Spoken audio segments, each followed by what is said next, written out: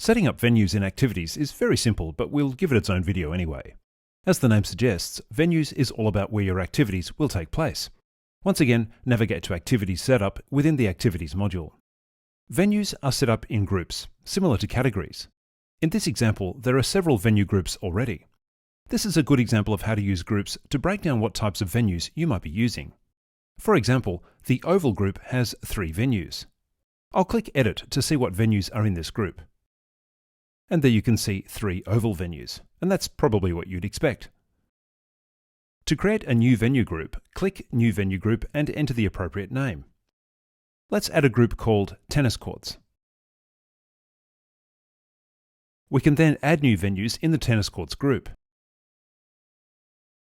To keep this simple, we'll add 2 venues, Tennis 1 and Tennis 2.